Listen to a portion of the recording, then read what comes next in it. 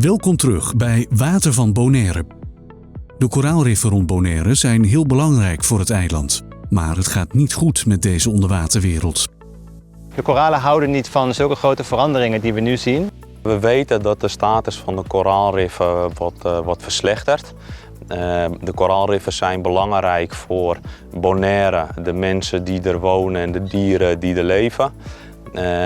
Eigenlijk door inzicht te krijgen in waar de verontreiniging plaatsvindt, waar die vandaan komt, kunnen wij met z'n allen bijdragen om gezamenlijk een oplossing voor het probleem te vinden. Om de koraalriffen te beschermen moeten we eerst begrijpen wat hen bedreigt. Er zijn eigenlijk 3 grote problemen die wij zien die de afgelopen 2 jaar heel erg effect hebben gehad op ons rif. Om te beginnen de opwarming van de oceaan en de temperatuur. En we zien weer heel veel verbleking op het rif, ook in onze koralen die wij groeien op het rif. Het andere probleem is de ziektes die we steeds meer zien. En nu de afgelopen 2 jaar ook hebben we Skittle D zien langskomen en die hebben heel veel schade aangericht aan heel veel koralen. Dus wij proberen de koralen die zijn aangetast daardoor, nu ook steeds meer te groeien. En het derde is eigenlijk waterkwaliteit. Dus de waterkwaliteit heeft een enorme invloed op het rif. Hoe de koralen kunnen groeien, hoe de babykoraaltjes kunnen groeien. Dus de bedreiging van de zeewaterkwaliteit, van wat wij kunnen tegengaan vanaf het land, dat is heel belangrijk. Want die grote dingen, zoals opwarming van het zeewater en Skittle D, daar kunnen we niet zo heel veel aan doen. Maar we kunnen wel de bronnen die de waterkwaliteit beïnvloeden vanaf het land, daar kunnen we wel iets aan doen. En een van die bronnen bijvoorbeeld is afvalwater. En een andere bron is erosie, waardoor gronddeeltjes bij hevige regenval het rif opspoelen en ook de waterkwaliteit beïnvloeden. De situatie is urgent en vraagt om actie. Jammer genoeg zitten wij nu in een situatie waar toch een groot gedeelte van het afvalwater richting het grondwater en dus het marinepark stroomt. Indien wij niet de nodige maatregelen nemen om dan die landafwaartse stroming van nutriënten richting het marinepark te verlagen, dan zie ik niet zo'n heel bright toekomst voor ons marinepark en onze riffen. Goede waterkwaliteit is belangrijk voor de gezondheid van koraalriffen. Stoffen zoals voedingsstoffen en vervuiling vanuit het land kunnen het zeeleven ernstig aantasten. Hoe beter waterkwaliteit is, hoe beter de koralen het uiteindelijk doen. Koralen zijn van nature beesten die leven in een omgeving waar nutriënten heel laag zijn. Dus op het moment dat de nutriëntenconcentratie in het water omhoog gaan, dan gaan de algen daarvan beter groeien en de koralen juist minder. Er zijn zelfs studies gedaan waaruit is gebleken dat bij hogere concentraties nutriënten de settlement rate, dus als je een klein koraalbabytje hebt en die moet dan ergens een plek gaan vinden, dat minder goed gaat, dat de koralen zich minder goed voortplanten en ook dat ze minder goed kunnen groeien. Dus eigenlijk is het voor het behoud van ons rif heel belangrijk dat het water echt heel lage concentraties nutriënten blijft behouden, zodat de koralen beter kunnen blijven groeien. Om deze problemen op te lossen en onze onderwaterwereld te beschermen is kennis belangrijk.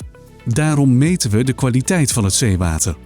Ik ben namens het Openbaar Lichaam Bonaire de projectleider voor dit project. Ik werk voor het Natuur- en Milieubeleidsplan. En ik ben projectleider voor de waterkwaliteitsmonitoring.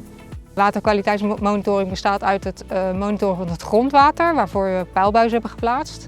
Maar ook het monitoren van de zeewaterkwaliteit, wat eigenlijk uitgevoerd wordt door Wageningen Universiteit samen met STINAPA. Zij nemen de monsters en doen de analyses. Met moderne apparaten meten we verschillende aspecten van het water. In het eerste deel van deze serie hebben we mogelijke plekken bekeken waar we de meetsystemen voor de zeewaterkwaliteit kunnen plaatsen. We hebben 3 locaties langs de westkust van Bonaire gekozen. Op deze plekken plaatsen we sensoren om gegevens over de waterkwaliteit te verzamelen. We doen verschillende soorten metingen en dat doen we met deze sensoren. Voor dit project gebruiken we een aantal sensoren van verschillende fabrikanten. Deze sensoren die meten Het zoutgehalte, de troebelheid, het opgelost zuurstofgehalte en de algen. Eén sensor is een multiparameter probe. En dat is een gecombineerde sensor, die meet heel veel. Voor de andere locaties gebruiken we wat eenvoudigere sensoren. En we hebben nog een aparte troebelheidssensor. Het is belangrijk om de metingen uit te voeren, zodat je inzicht krijgt. Inzicht in de waterkwaliteit en die zegt eigenlijk iets over van, ja, is er verontreiniging en hoe verontreinigd is dat water dan? Op welke locaties? En als je informatie hebt, dan kun je gericht iets gaan doen aan het probleem van die verontreiniging. Het onderzoeksteam van Wageningen Universiteit verzamelt samen met Stinapa regelmatig gegevens om de waterkwaliteit in kaart te brengen. We monitored and researched the input of water quality on the coastal ecosystems. Since end of 2021, every 2 weeks, we have collected samples from different locations along the island. And we have analyzed the concentrations of compounds that are indicated for the water quality status. De eerste resultaten geven reden om ons zorgen te maken. We have investigated the impact of water quality at different locations among the island. And we found out that especially during the rainy season, with heavy rainfall, a lot of nutrients and other pollutions are carried into the coastal ecosystems. And they exceed then during that time the protective thresholds. We found out that certain protective limits that we use for the health status of that ecosystem are exceeded. And that basically means the specific areas are not a healthy environment for the corals to thrive. The protective limit has been established in the last few decades within different research groups. Om te bepalen hoe ernstig de situatie is, worden de metingen vergeleken met internationale standaarden. The limits that we are using actually is adapted from the Great Barrier Reef or locations that are well researched for the status of the water quality. So we use those limits based on long-term research, what is really good for the corals and what is a status that just doesn't work well for the corals. That means when the limits are exceeded, the algae environment will be dominating the corals. Om de situatie beter te begrijpen, verzamelen we alle gegevens en zetten die in een speciaal model. Het onderzoeksinstituut Deltares maakt een modelinstrumentarium. Het modelinstrumentarium zegt iets over de verontreiniging rondom de kust van Bonaire. En met de metingen die wij hier uitvoeren, kunnen we dat modelinstrumentarium verbeteren. We meten bijvoorbeeld concentraties op 3 locaties aan de westkust van Bonaire. Daarmee kun je dan zeggen van op een bepaalde locatie is het meer verontreinigd dan op een andere locatie. We blijven onderzoeken, want door te blijven volgen wat er gebeurt, kunnen we op tijd de juiste maatregelen nemen. Actually, the typical next step of a research like that is to continue monitor because going here and taking a sample out one time doesn't give any indication of what is really the status. The status can be really established when we have long-term research and we see the trends. Are these levels going up? Are they decreasing over time? Or are they staying the same?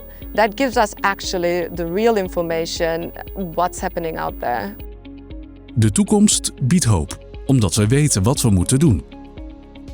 Ja, er zijn dingen die we natuurlijk niet kunnen doen aan deze bedreigingen. De temperatuur van het water is er één van en de ziektes, daar kan je ook niet heel veel aan doen. Maar we kunnen wel actie ondernemen om onze koralen die in onze nurseries zitten, om die te beschermen. Dus bijvoorbeeld, we kunnen onze bomen naar dieper water verplaatsen waar het misschien wat koeler is en minder zonlicht is. We kunnen schaduw geven aan onze koralen, zodat ze wat minder die hitte ervaren en minder verbleken. Qua ziektes kan je weinig doen, maar qua waterkwaliteit is natuurlijk wel winst te behalen. Dus als wij weten waar de waterkwaliteit beter is op sommige plekken, kunnen wij misschien onze nurseries daarheen verplaatsen. Wat we met z'n allen kunnen doen is natuurlijk slimmer omgaan met ons water. Hoe minder afvalwater wij produceren, hoe minder afvalwater ook richting het marinepark stroomt en hoe beter het is voor onze riffen. Dus hoe meer we weten over de kwaliteit van het water op Bonaire, hoe beter onze koralen het kunnen doen uiteindelijk. Het beschermen van de koraalriffen van Bonaire is iets waar we allemaal aan mee kunnen helpen. Door onze zeewaterkwaliteit te meten, beschermen we niet alleen de natuur, maar ook onze toekomst. Het rif is meer dan een mooi stukje natuur. Het is ook heel belangrijk voor ons toerisme en voor ons leven op het eiland. Als het water vervuild raakt, verliezen we niet alleen bijzondere dieren en planten in zee, maar ook onze manier van leven en onze economie worden erdoor geraakt. We willen graag blijven zwemmen, duiken, vissen en genieten van de mooie onderwaterwereld die Bonaire uniek maakt. Met de juiste kennis, inzet en samenwerking werken we aan een gezonde toekomst voor het rif, voor het toerisme en voor ons allemaal.